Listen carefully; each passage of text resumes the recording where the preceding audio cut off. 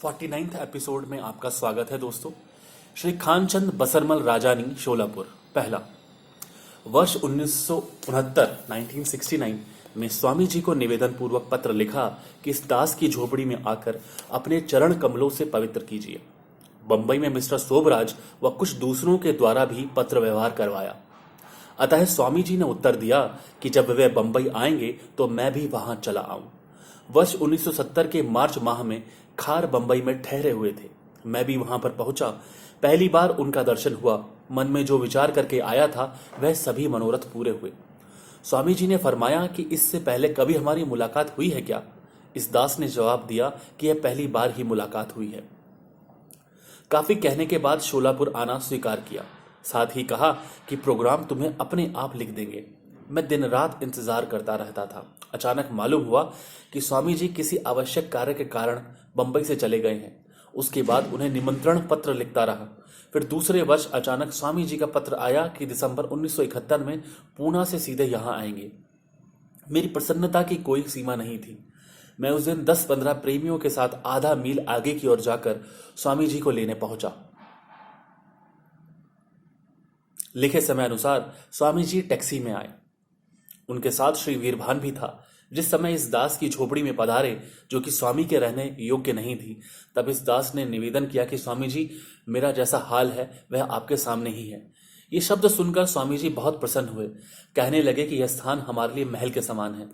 जो भी प्रेमी वहां उपस्थित थे उन्हें कहने लगे कि 2-3 शब्द आपको बताता हूं, वे काफी लाभदायक है। संभाल कर रखोगे तथा हर रोज कहोगे तो तुम्हें काफी फायदा होगा।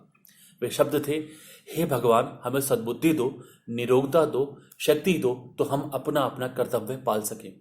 उसके बाद 3 दिन तक सुबह 8 से 9:30 बजे तक सत्संग होता था।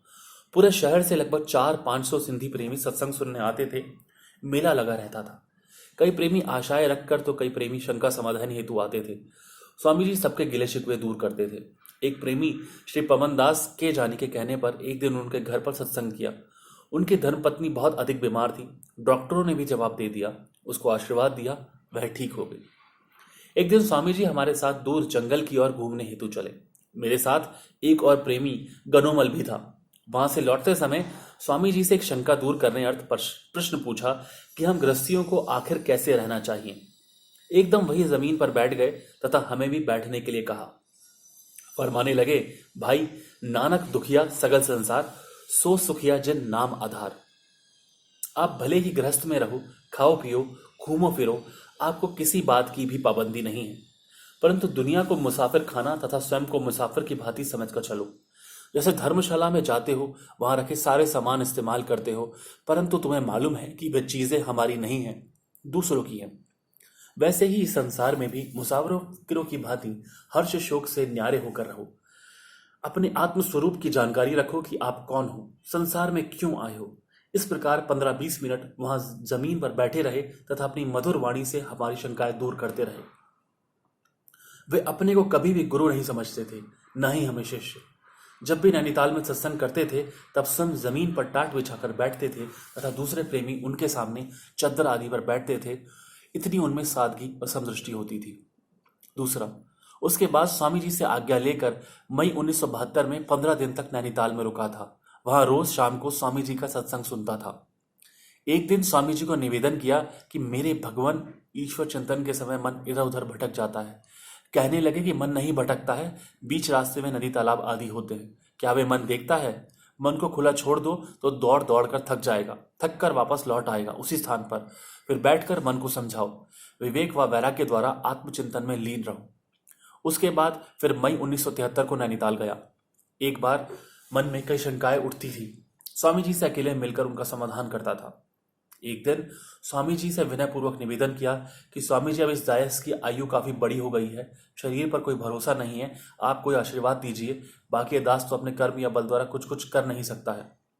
स्वामी जी कुछ समय तो शांत रह कर फरमाने लगे, कुछ कुछ हो रहा है, तुम्हें मालूम नहीं हो रहा है, धीरे धीरे सब ठीक हो जाएगा। फिर पेड़ के नीचे जमीन पर बैठकर समझाने लगे कि आनंद कैसे प्राप्त किया जाता है।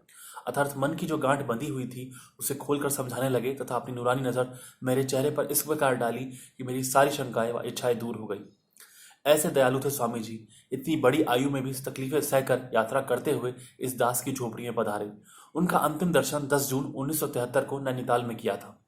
उस समय मेरे साथ श्री आलमचंद वजीरानी, श्री शोभराज तथा अन्य प्रेमी भी थे। धन्यवाद।